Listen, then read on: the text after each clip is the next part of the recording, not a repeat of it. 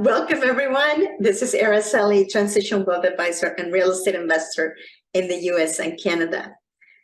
Today is my chat with Colette. So, Colette, can you introduce yourself and Sure. what we're talking about?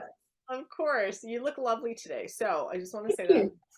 So my name is Colette Raba. I am a residential real estate broker in the GTA, which is the Greater Toronto Area.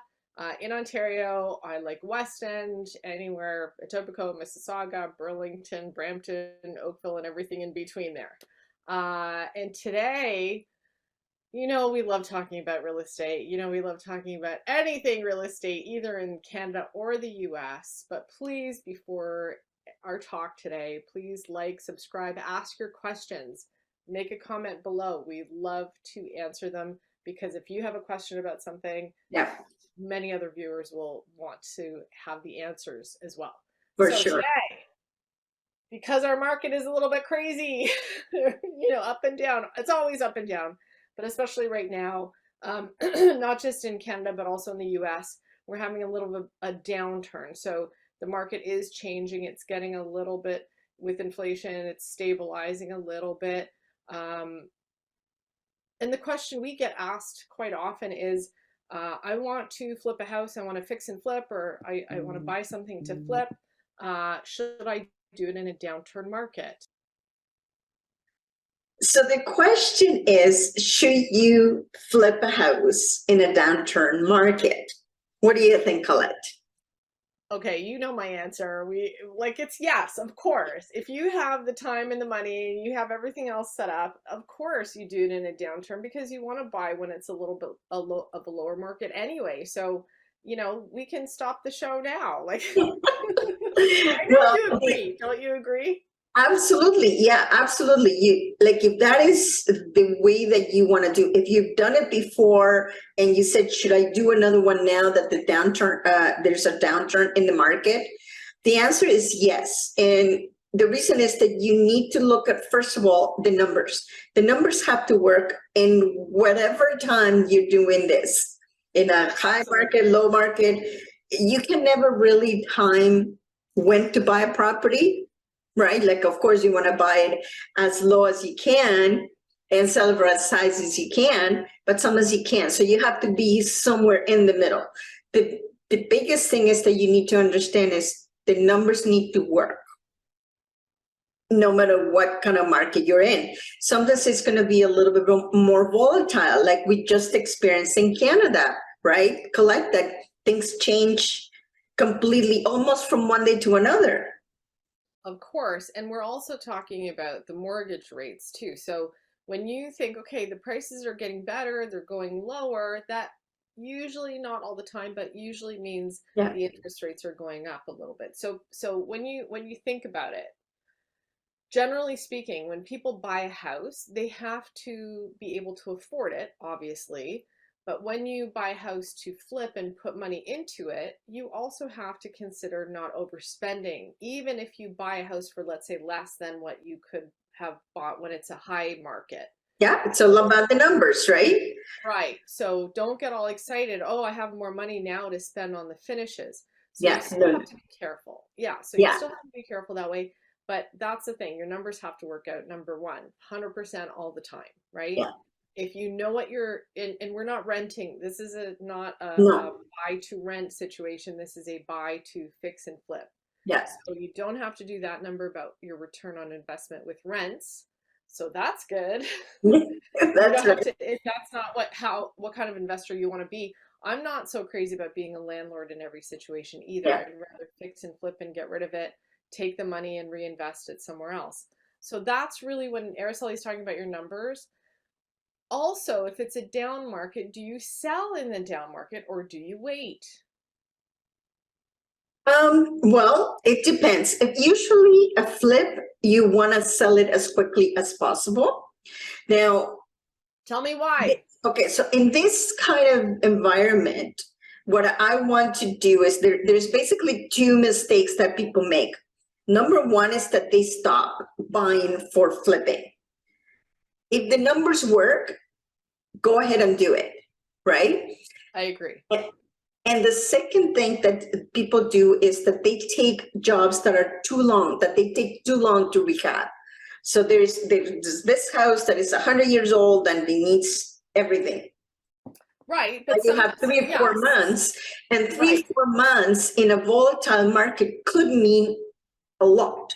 We've seen that in Canada for sure. Like we saw it very, very clearly when the market changed and houses drop significantly, right? Right, but I have to not argue with you about this, but it's also about knowing your numbers, because Yeah. if you buy in a low market, hopefully that means the market will go and increase. So Mhm. if you have the means to carry it, that's what I was looking for. Yeah. When you're saying, like, should you do it fast or when do you sell it? That's about carrying costs. So when you consider you're buying it for X number of dollars, you're going to sell it for X number of dollars. When you sell it, the number will either increase or decrease based on closing cost, or not just closing costs, sorry, carrying costs. So every month you have to pay what? Your taxes. Yeah, mortgage, taxes. Well, of course, if you have a Utilities if the mortgage, house right? right, utilities if the house is running. Yeah. So all those costs will add up to your final price. And what is that going to look like? If you do it quicker and you don't have a big reno and you spend less money and you can get in and out really quickly, it's okay to sell it even if the market is not that great. Yeah. As long as you know your numbers, you can make money after the fact, right? That's right. It might be just a little tiny bit less, but it's still, you don't want to sit on that because you're still going to have the carrying costs going through. But if you have made your analysis up front and you know that you're going to be out in 2 to 3 months, which is pretty quick for a flip. Oh, crazy quick. Yeah. So then you should be okay within that time frame for what you projected it was going to sell. Now, if there is a lot of changes in the economy and, interests are rising and, whatever it is, inflation, blah, blah, blah, right? Then, and if you wait, and that's why in the downturn market, I always try to pick something that doesn't take as long to rehab. Yeah. Then you can continue to keep what you projected to sell that property for. I think that's excellent advice, because the other thing what big rehabs do is they take more time because you may need permits. So that alone in your area, wherever you are, whatever your city is, you could be waiting months just to get a permit. So Yeah. And they won't, in Ontario, they won't even give you a permit until you take possession of the house. So Yeah. if you say, oh, I'll have a long closing and I'll wait, or I'll get the permits now, they won't even talk to you unless you are the actual homeowner currently. So you have to wait till you actually get possession and then you submit your permits, which, you're just spending money, spending time. Yeah. So that makes me crazy. I don't know how you feel about waiting. I don't like waiting. And you know what? The biggest thing as well is also materials. So the material cost, you may not control it. You might say, I'm going to spend this much, but due to the economy, due to this, due to that, now the material is more money. So therefore, you're going to be spending more money in the rehab. That's why the smaller the rehab, the better for you. Now, if you're a beginner and if you were thinking or you're still thinking about doing flips, but now you don't know, the best thing that you can do is to have a mentor that is doing it consistently. Because then you know anybody like that? Yeah, I do. So, because they're going to tell you exactly some of the things that I'm telling you today, but depending on the area, what you need to watch for. But as I said, the biggest mistake is people stopping and not doing anything. That is the biggest mistake that you can make. And unfortunately, sometimes things like COVID, we have no control over. And yeah, of course, right? So whenever you do something like this with a fix and flip, like something that you're going to turn over in a few months, really have a plan B. If something happens like COVID and you have to rent it for a little bit of time, just to cover the costs, I think it's worth it, depending on how bad the house is. Obviously, if it's unlivable, you can't do that. Yeah.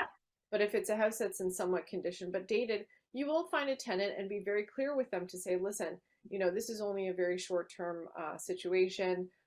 We are planning to renovate it. So, do you need it for more than whatever X number of months? Maybe give them a couple extra months or wait till the next summer, things like that. Be a little flexible with that because you never know what's going to happen. Yeah. So always have a plan B. That's my, across the board with anything, just in case if something happens, you do have a plan B. Absolutely. Or plan D. Yeah, exactly. So just remember, if you are already in real estate and you feel a little fearful, make sure that you get a mentor to continue to guide you, because those people already know and they're continue to do it. So, and they will know how to adjust. So that's the best thing that you could do. But the first thing is don't stop. Continue to do. If the numbers work, just do it. And if you see that the market is super volatile, make sure that you don't pick up a big amount of work. Do it in as short term as you can, so your numbers, the numbers that you're predicting, are as close as you can possibly have them. So I hope that helps you. And remember, if you have a fix and flip, do it. Make sure the numbers work first. Okay. So thank you, Colette, for being here. And we're always here for you. So if you have any questions about that, if you need more advice, if you need some training, we're a phone call, a message away. Yes, exactly. So just remember to subscribe and send this over to somebody if you know that they're looking to do flips. Okay? Thanks, everyone. We'll see you in the next one. Thank you for being here on the show. Please remember to subscribe and hit the notification bell to get notified when there are more shows available. And if you would like to have more information on how to start investing in real estate, please visit my website at www.aracelihernandez.com. Thank you.